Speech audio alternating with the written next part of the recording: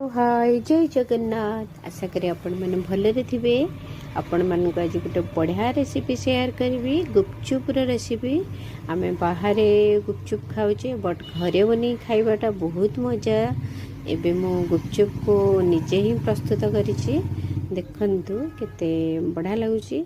एबे प्रथमे आम नहीं जिबा सिझा आलू, पुदीना पत्र आउ मटर, सिझा हेतिबा मटर, बादाम फ्राए एसबू को नहीं जावा। तापर ये पुदीना पत्र कंचा लंका आपको ग्राइंडिंग करी गोटे जूस बनै दबा। ये तेंतुली की गरम पानी रे भिजई रखी थी ताकू तेंतुली रस फास्ट दबा। तापर पुदीना जूस को दबा, कंचा लंका, तापर पुदीना पत्र भी किसी ऐड करवा। ता सहित लुण, जीरा लंका गुंड, ये चाट मसला, पानीपुरी मसला यही सब को ऐड करी आम ये खट्टा पानीटा प्रस्तुत करी रखीदबा साइड रे। एबे नहीं सिझा आलू को आम चकटी दबा।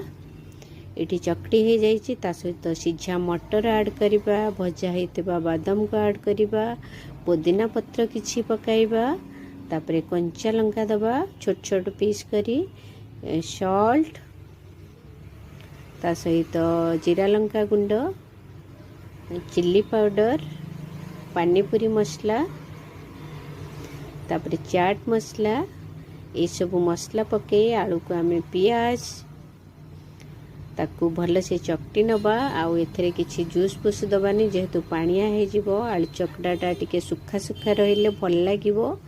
आलू चकटा एठी हे जाइछि। एबे आमे गुपचुप छाणीबा। पैन रे ऑयल नबा। ऑयल बेसी गरम करबानी, मीडियम फ्लेम रे गैस रहिबो, नहले बेसी गरम हेले बहुत कड्डा हे जिवो। एबे छाणी नबा गुपचुप को। एबे छाणी हे जाइछि गुपचुप। देखंतु केते बढ़िया से छाणी हेछि। बेसी भी ब्राउन करिवेनी, बेसी कड़ा कले भल लागिवनी। टिके हल्का हल्का कलर रहिले बढ़िया लगिवो।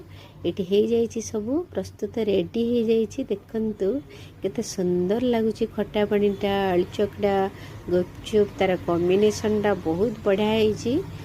एबे मो सर्व करी देखौछि। देखंतु गुपचुप रे सब आलू देकी रखी देली।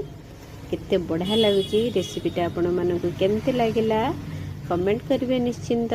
चैनल जे नुआ थिबे फॉलो करिवे, सब्सक्राइब करिवे।